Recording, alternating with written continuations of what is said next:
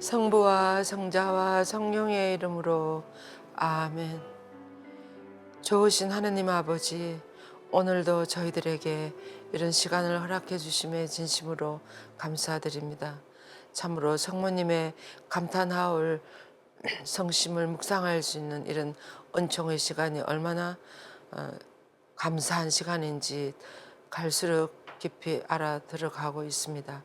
이런 모든 은총에 감사드리면서 오늘도 저희들에게 당신의 성령을 풍성히 부어주셔서 마음을 활짝 열고 아버지께서 들려주시는 모든 말씀들을 더욱 기꺼이 경청할 수 있도록 도와주시며 아울러 저희 마음도 좀 더 성모님의 그 감탄할 마음을 닮아가는 그런 좋은 시간이 되게 도와주소서. 성모님 저희들과 함께 해주소서. 우리 주 그리스도를 통하여 비나이다. 아멘. 성부와 성자와 성령의 이름으로 아멘.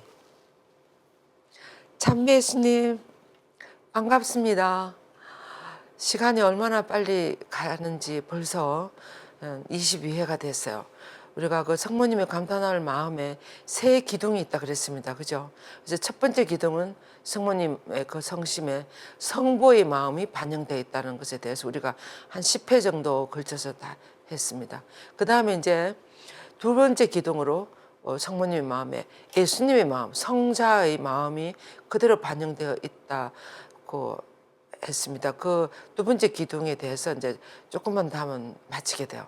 그리고 이제 세 번째는 성령의 마음이 성모님께 마음에 반영되어 있다. 그래서 우리가 생각해 보면 성모님의 마음이 어떻게 그렇게 그런 고통과 시련과 어두움 속에서도 끝까지 그렇게 잘 갈 수 있었을까?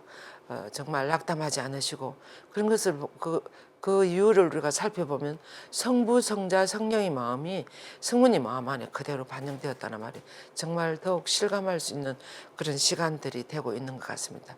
그래서 오늘은 이제 그 제5장, 제5부 제5장에서 성모님 마음에 반영된 하나님의 통치권에 대해서 묵상해 보겠습니다.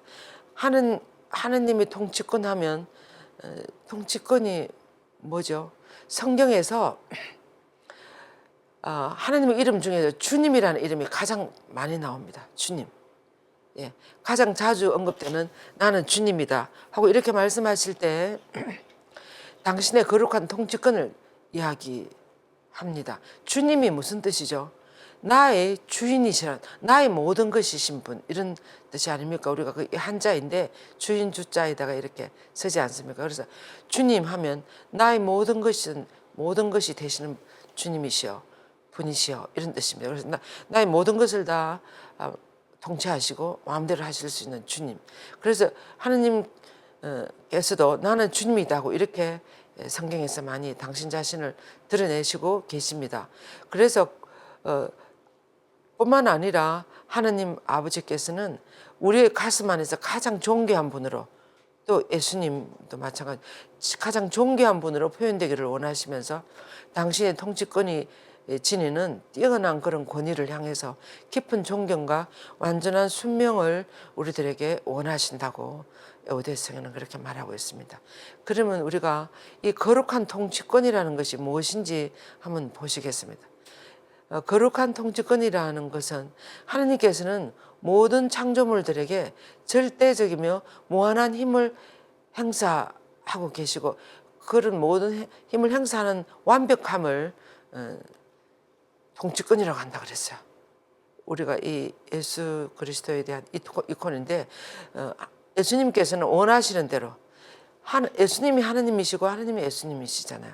그래서 그분은 원하시는 때에 원하시는 곳에서 원하시는 방법으로 생명과 죽음을 부여하실 수 있고 그리고 우리를 무의 10년으로 던져버릴 수도 있고 거기서 다시 꺼낼 수도 있고 또 새롭게 탄생시킬 수도 있고 이런 권한이 하나님 아버지께 다 있다는 거죠.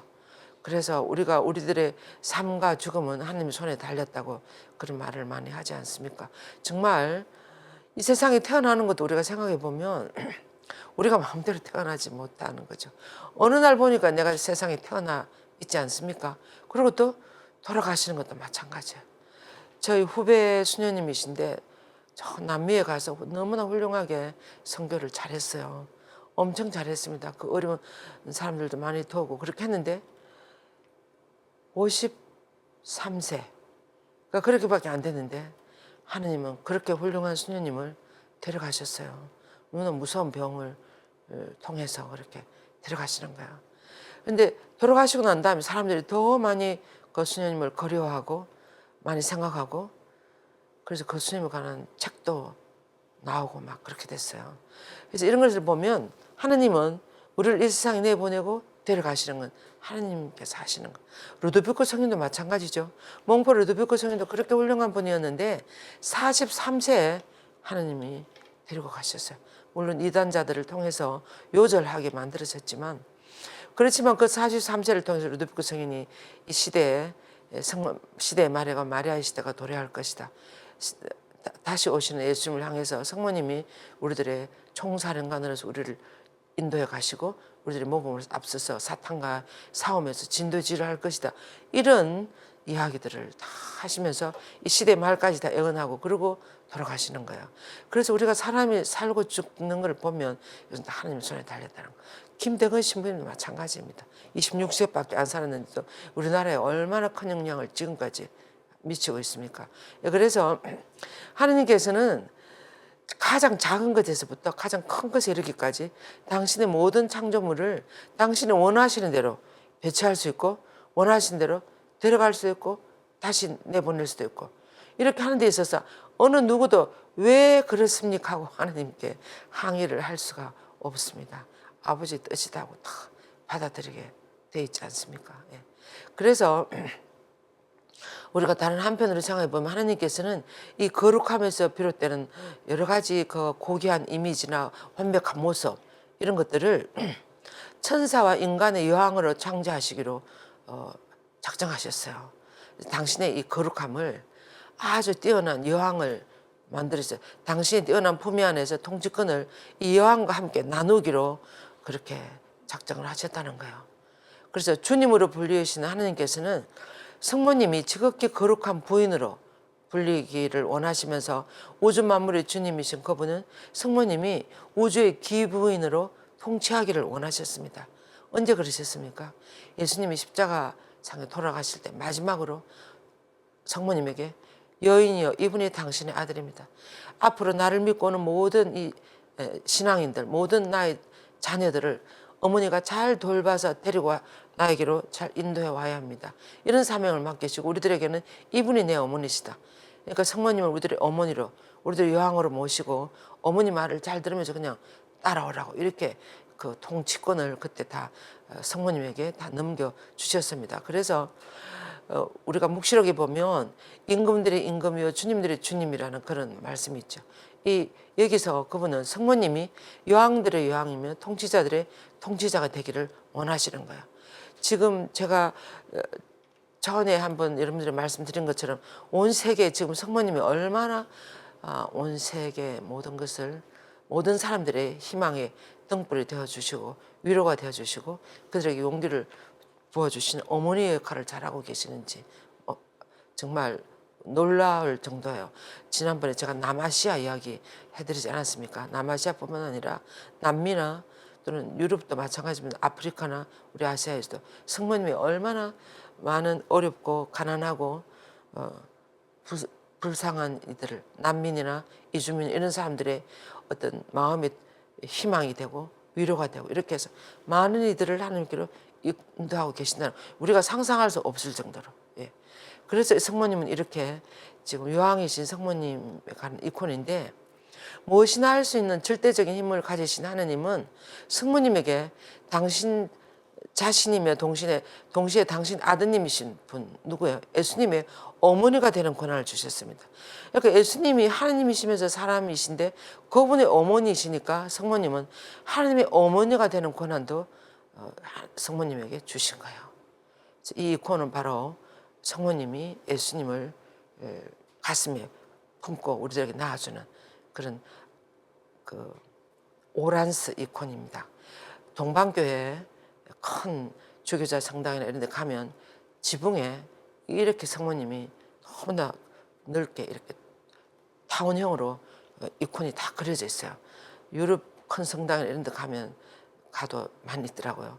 그래서 예수님은 하나님의 아들에게 속하는 모든 그 뒤에 임하는 놀라운 힘을, 예수님에게 얼마나 많은 힘을 하나님은 부어주었습니까? 근데 그런 예수님에게 다시 또 놀라운 힘을 행사할 수 있는 그런 권한을 성모님에게 주셨다는 거예요. 이 예수님의 어머니 역할을 하셔야 되니까.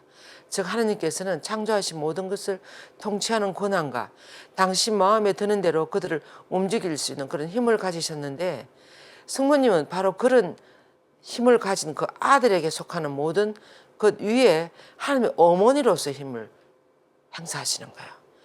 예수님이 성모님에게 30년 동안 순명하며 살아주셨습니다. 이 세상에 오셨어요. 그래서 그 결과 성모님은 당신이 원하는 대로 그들과 함께 할 수 있었다는 것입니다. 예. 그래서 이제 성모님께서 나는 성모님의 아들이신 예수, 그렇게 이렇게 말씀하시는 걸 듣는다. 에우대서 성인이 이렇게 이야기하시는 거죠. 나는 하늘과 땅의 모든 권한을 받았다. 그리고 하나님의 어머니이신 성모님도 이렇게 말씀하시는, 나의 권세는 예루살렘에 있다. 이런 말이 이제 복음 성경에 다 나오는 거죠. 그래서 하나님께서는 성모님에게 예루살렘과 그 북은 마을, 그에게 속하는 대도시에 대한 모든 권한까지도, 얼마나 많은 유럽의 대도시나 많은 성당들이나 수도회들이 성모님께 복원되어 있는지 몰라요. 그것은 전 교회에 대한 또는 세상의 모든 부분에 대한 권한을 성모님이 가지고 계신다는 거예요. 말하자면 예루살렘의 근교, 시골 마을, 송령들까지 이 모든 것에 대한 승리의 어떤 그런 모습으로 바다의 파도와 온 땅을, 온 백성과 모든 민족들을 다스리신다 하는 이 말이 성모님이 어느 정도 해당이 될 수가 있는 거예요. 그래서 성령께서는 거룩한 교부들의 입을 통해서 이렇게 말씀하고 계십니다. 성모님이 어떤 권한을 가지고 통치를 하시는지. 담마스커스의 성요한 같은 분은 창조주의 어머니가 되심으로써 성모님은 모든 창조물을 다스리는 기부인이 되셨다. 그리고 성모님의 아드님은 만물을 복되신 어머니의 통치 아래 두셨다 그랬어요. 그래서 만물을 성모님의 아들 복되신 어머니의 통치 아래 두셨다는 거야. 예. 그래서 성 안셀모 성인 같은 분은 또 이렇게 찬미를 했습니다. 오 지극히 거룩한 동정녀이시여, 전능하신 하나님께서는 만물이 당신께 속하듯이 모든 사물도 그렇게 되기를 원하셨나이다. 그리고 주석가 에우세비우스 에미네세누스는 이렇게 이야기했습니다. 그분은 성모님을 당신 아드님의 어머니가 되게 하셨듯이 성모님을 천사들과 사람들의 여왕의 자리로 들어 올리셨다고. 모든 이들의 위에, 그리고 하늘과 땅에서 당신 다음과 하나님 다음과는 높은 통치권을 성모님에게 주셨다고 안셀모 성인은 이야기하셨습니다. 그래서 정말 성모님을 잘 모르는 개신교신은 얼마나 안타까운지 몰라요. 그래서 니사의 성 고리고려 이 주교님은 성모님에게 이렇게 이야기했습니다. 어떤 것도 그대를 저지할 수 없습니다. 모든 것은 그대의 명령에 따르며 모든 것은 그대의 통치에 순명합니다. 그대의 통치권은 모든 것 위에 있습니다. 예. 그래서 시에나의 성 베르나르디노 이 성인은 성모님이 가진 통치권에 대해서 하나님께서는 성모님에게 하늘과 땅의 절대적인 권한을 주셨다. 그분은 우리의 생명과 죽음도 성모님의 손안에 놓아두셨다. 모든 만물이 동정녀 어머니의 거룩한 통치권에 순종하며 하나님까지도 성모님에게 순종하신다.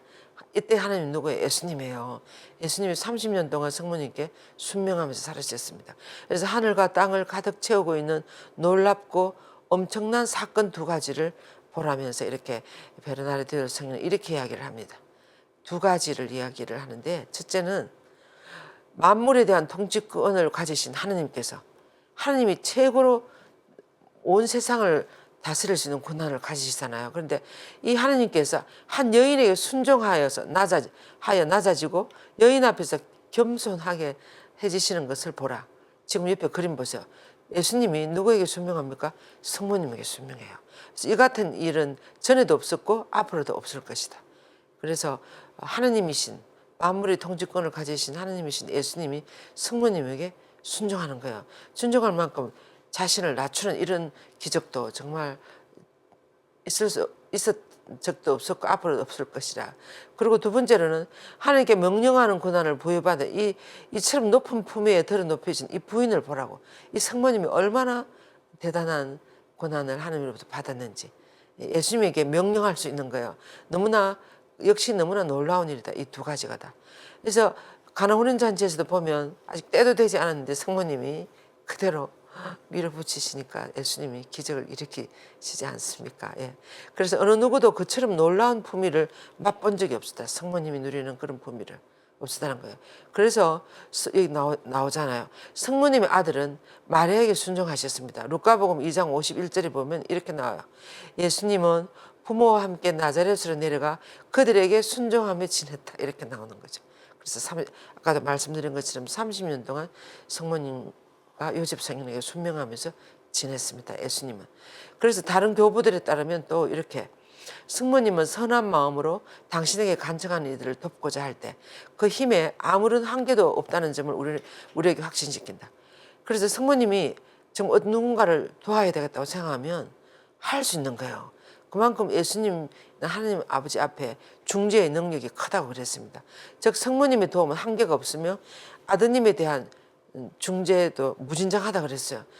이게 또 이런 말이 나올 거예요. 성 베르나르디노께서는 계속 만물의 통치권을 지닌 하나님께서 법정에서 이렇게 다스리실 때 성모님의 아드님은 그녀를 당신의 종이 아닌 당신께 대한 모든 권한을 가진 어머니로 보셨습니다. 예수님은 성모님을 당신의 종이 아니고 당신의 어머니로 보신 거죠. 그러므로 그분은 성모님이 올리는 모든 기도를 청원이 아니라 명령으로 어머니가 하라고 하신다고요. 이렇게 하는 것처럼 이렇게 명령으로 받아들이신다고 이렇게 이야기하십니다. 그러면서 뭐라고 덧붙이시는가 하면 오복된 동정녀시여 그분은 전능하시지만 그분이 당신에게 주신 어머니의 권한이 어떻게 저항할 수 있겠습니까? 예수님이 저항을 못 하시는 거예요. 최고의 통치권으로 모든 것을 다스리시는 예수님은 당신을 어머니에게 종속시켰어요. 어머니에게 순종하면서 지냈다고 하지 않습니까?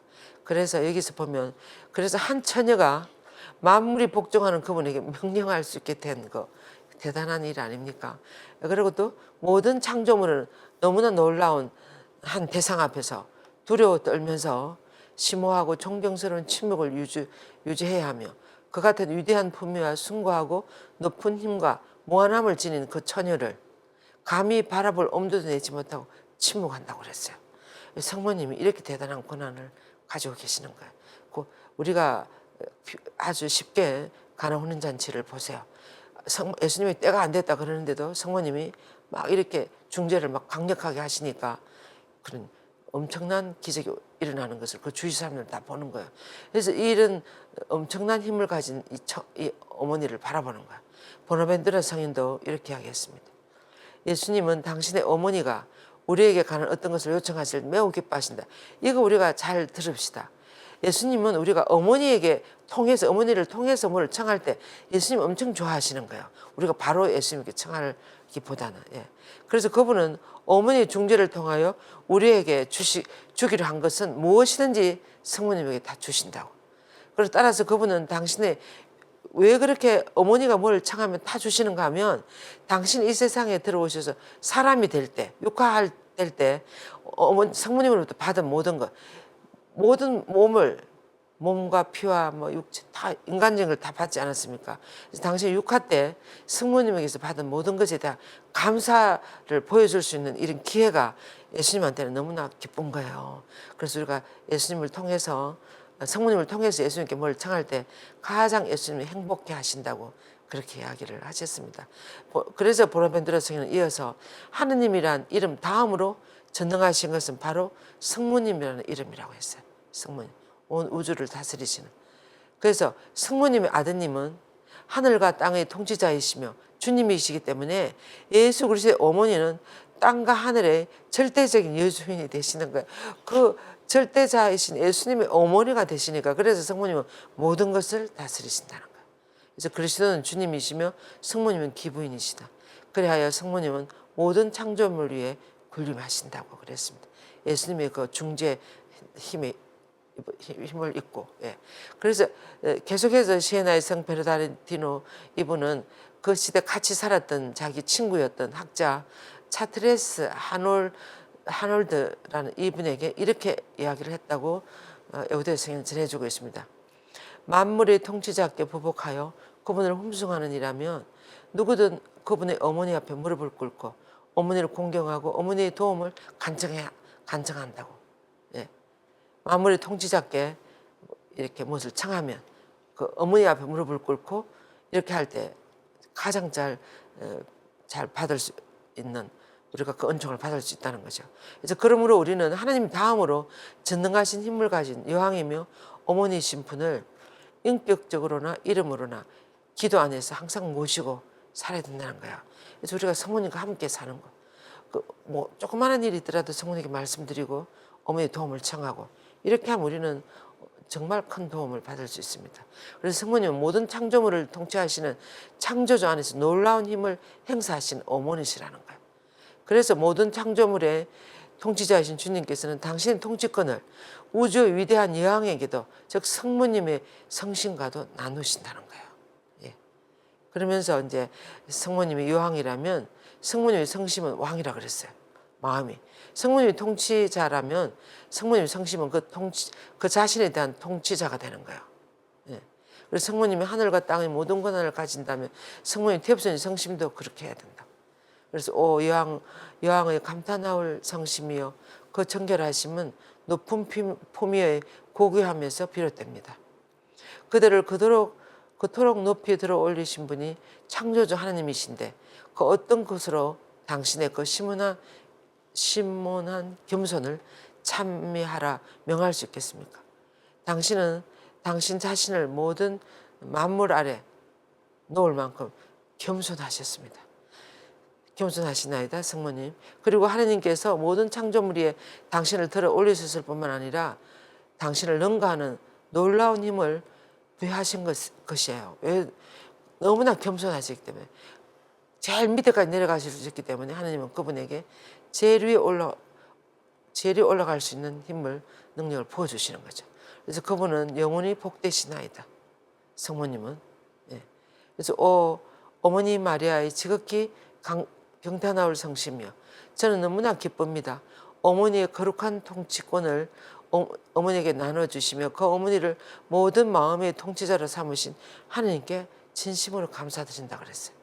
그러면서 하지만 아담의 후손들인 우리들의 마음을 어머니가 통치하시도록 우리가 허락하기보다는 우리가 어떻습니까? 우리가 성모님의 통치를 받아들이기보다는 오히려 사탄의 무서운 폭정에 복종하기를 더 좋아하는 것을 보면서 저는 말할 수 없는 슬픔을 느낀다고 에우대우서는 그렇게 이야기해요. 그러면서 이 대재앙이 어디에서 비롯되었는가 하면 그것은 바로 그 원인은 죄에서 비롯된다 그랬어요. 우리가 성모님의 그 통치권을 성모님께 순종하지 않고 내 마음대로 하고 내 하고 싶은 대로 뻗나가는 것은 죄 때문에 그렇게 되는 거죠.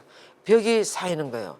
그래서 인간의 마음에 자리한 그 극심한 배은망덕하고 혐오스러운 그런 사악함은 인간이 저지르는 헤아릴 수 없는 죄로 인해서 어머니의 통치를 거부하는 까닭이라 그랬어요. 그래서 이런 죄가 우리를 교만하게 만들고 성모님의 이런 통치권을 거부하게 만드는 거야. 그래서 가정스러운 제약이요, 우리가 세상의 통치자인 어머니 성모님의 전능하신 성심에 반항한다면 우리의 악인은 얼마나 더 끔찍한 것이 되겠습니까? 그래서 성모님 반대편에 선다는 것은 성모님 마음을 너무나 아프게 해드리고 사탄을 기쁘게 해주는 것이 되는 거죠. 그래서 자비의 어머니시여 이 같은 끔찍한 불행에서 자비를 구해주소서. 어머니께서는 사탄의 노예가 된 비참한 인간의 마음들로 세상이 처해지고 그들의 마음이 그 엄청난 불행을 느끼지도 못하게 된 것을 보고 계시지 않습니까? 지금 요즘 너무나 이 세상에 불행이, 그런 무서운 제약이, 사탄의 유혹이 범람하는 것 같아요. 예. 그래서 은총의 어머니시여 지옥의 이 모든 노예들을 어머니께 봉헌합니다.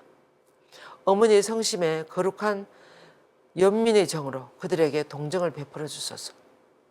그래서 그들을 올가매고 있는 쇠사슬을 산산히 깨뜨려 주소서. 모든 인간을 구하기 위해서 세상 안으로 들어오신 사랑하는 아드님께 간구해 주소서. 그분은 소경에게 시령을 주셨으며 죄인들의 돌 같은 마음을 부드럽게 하시어 성령의 영감에 순종하게 하실 수가 있잖아요. 예수님은 그죠. 그래서 예수님께 이렇게 간청하는 거예요. 그래서 흠없는 사랑의 어머니시고, 그러니까 성모님께 기도하는 거예요. 어디서 어머니께 충실한 자녀들의 마음을 봉헌합니다. 그들은 어머니를 사랑하고 공경합니다. 그들의 고귀한 보물을 보호해 주시고 증가시켜 주소서. 그래서 우리로 하여금 이 사탄의 유혹과 범람하는 제약으로부터 우리를 보호하고 우리를 지켜주고 성모님에게 순종하도록 만들어 줄 수 있는 것은 예수님이 우리를 그렇게 할 수, 그래서 지금 성모님이 간절히 기도하는 거예요. 예수님께. 그래서 그들은 어머니를 사랑하고 공경합니다. 그들의 고귀한 보물을 보호해 주시고 증가시켜 주소서. 어머니께 간구하니 하느님께서는 어머니에게 주신 힘을 다하여 주님께 협력하신 어머니의 경단할 성심이 지는 손으로 거룩한 아들을 슬프게 하는 모든 것을 제 마음에서 부숴주시고 멸망시켜 주소서. 제 안에 아드님과 어머니의 성심의 왕국을 새롭게 하소서. 그 마음에 잘 순종하고 그 마음에 우리 마음에 들어오도록 허락해 주시라고 이렇게 간청하는 거죠. 그러시면서 두 분의 마음은 하나이며 깊은 성심께서 같은 성신께서 지극히 복되신 삼위일체의 더 큰 영광과 영예를 위하여 끊임없이 탁월하게 그리고 영원히 제 안에 다스려 주셔서 아멘 하면서 에우대 성인은 기도를 하고 마쳤습니다. 그래서 우리가 생각해 보면 하나님의 통치권을 성모님에게 많이 넘겨주셨고, 근데 우리가 지금 그 어떻게 생각하면 시대의 말을 살아가고 있는데 이 묵시록적인 어떤 종말론적인 시기를 살아가고 있다고 하지 않습니까? 이런 시기를 살아가는 우리들에게 정말 성모님의 우리들의 어떤 통치권, 우리를 인도하시는 것을 받아들이고 겸손하게 어머니를 따라가서 살아가는 삶, 이것이 봉헌의 삶이에요. 이 봉헌의 삶을 사는 것이 얼마나 이 시대에 필요한지, 그리고 너무나 절실하고, 그 성모님의 보호를 따라서 어머니를 따라 살지 않으면 사탄이 우리를 어느 순간에 어떻게 끌고 갈지 모릅니다. 그래서 정말 성모님 통치권을 기꺼이 받아들이고 매일 어머니께 나의 모든 것을 다 봉헌하고 어머니가 원하는 대로 따라서 살아가는 거예요. 이것이 우리가 살 길입니다. 이 제약이 범람하는 이 시대에 우리가 영원히 살아남고 또 하늘나라를 향해서 갈 수 있는 길은 성모님의 인도를 받아서 길을 기울이면서 어머니와 함께 살아가는 것이 되겠습니다. 에우대 성인도 이렇게 간절히 기도하시고, 이것이 바로 또 몽골 루드비크 성인의 아주 핵심적인 봉헌의 삶에 대한 가르침이십니다. 예. 그래서 하나님의 통치권이 성모님 마음 안에 어떻게 반영되어 있고 그 성모님 통치권을 우리가 어떻게 받아들여야 하는지에 대한 것을 우리가 조금 묵상했습니다. 이 통치권을 가장 거부하는 것이 바로 죄이고 또 내 마음대로 하고 싶어하는 거, 어머니의 통치를 거부하는 이런 것이라고. 그래서 이런 데 조심하면서 우리가 좀 더 성모님에게 나의 모든 것을 봉헌하고 어머니를 따라서 사시도록, 여러분들이 성모님께 봉헌하고 사는 것이 엄청 중요합니다. 그래서 해마다 요즘은 루드비크 성인의 그 프로그램에 따라서 33일 묵상을 하고 있지 않습니까? 올해도 줌으로도 한 3월 말이나 이래 되면 부활 때쯤 돼서 33일 기도를 할 거예요. 그래서 여러분들이 우리 여기서 이 줌에서뿐만 아니라 많은 곳에서 요즘은 33일 묵상회를 많이 합니다. 그래서 여러분들이 여러 가지 모양으로 이 준비를 통해서 성모님께 봉헌하고 어머니의 통치를 받아들이면서 어머니를 따라서 사는 그런 복된 자녀들이 되시기를 기원하겠습니다. 그럼 오늘 제 강연은 여기서 끝나고 우리가 2월 6일 날 개강해요. 그래서 그 올해는 예년에 비해서 수강자들이 좀 주춤해요. 그래서 왜 그런가 우리 봉사자들이랑 이렇게 좀 조사를 해보니까 경기가 많이 안 좋아서 또 사람들이 마음에 여유가 없고 자꾸 움츠러들고 그래서 이렇게 이런 것을 나서기를 조금 망설인다고 많이 그렇게 이야기했어요. 그래서 여러분들이 이번에는 발해학교 혹시 수강료가 걱정이 돼서 또 부담이 되기는 될 거예요. 그리고 또 시간이 부담이 돼서 이런 분들은 수강료가 부담이 되는 분들은 나누어서 내셔도 돼요. 그리고 뭐 그걸 할 수 있는 대로 내시면 돼요. 나중에 뭐 정말 할 수 없다면 그거 어쩔 수가 없는 거예요. 그래서 수강료 부담 갖지 마시고 성모님에 좀 더 깊이 이렇게 이 프로그램을 자세히 들여다보세요. 성모님에 대해서 아주 체계적으로 싹 다 공부를 하고 있습니다. 이 강의를 꼭 여러분들이 들어보시도록, 시간이 없는 분들은 줌으로 들어오시면 돼요. 그래서 화요일 날 오후에는 대면으로 명동에 오셔서 2시부터 4시까지 하고, 주로 요즘은 또 대면을 많이 하려고 그러더라고요. 조금 연세 있는 분들은, 이런 분들은. 그리고 줌으로 직장인들이나 젊은 분들이나 시간이 없는 분들은 목요일 저녁에 집에서 8시에서 10시까지 강의를 들으시면 됩니다. 예, 그래서 우리 개강하기 전에 많이 들어오시면 좋겠어요. 그리고 2월에 우리들의 봉헌은 2월 2일 봉헌 주기를 기해서 봉헌의 삶에 대한 묵상을 합니다. 이 시대에 제가 아까 말씀드렸죠. 봉헌의 삶이 얼마나 중요한지, 어머니를 따라서 사는 삶. 그래서 봉헌의 삶이 무엇인지 그 핵심을 묵상하는 그런 비정을, 이계호 신부님이 엄청 성모님을 사랑하는 신부님이십니다. 그래서 이 신부님이 강의도 하시고 미사도 해주시고 할 거예요. 명동 카톨릭회관에서 월요일 날 9시 반에 오셔서 거의 한 1시쯤 이렇게 끝납니다. 많이 봉헌의 삶을 따라서 살아갈 수 있는 그런 여러분들이 되었으면 좋겠습니다. 예, 끝까지 잘 들어주셔서 감사합니다. 영광이 성부와 성자와 성령께 처음과 같이 이제와 항상 영원히 아멘. 태업서신 마리아 성심이여 저희를 위하여 빌어주소서. 이 시대에 이 세계에 평화를 주소서. 우리 주 그리스도를 통하여 비나이다. 아멘. 성부와 성자와 성령의 이름으로 아멘. 감사합니다.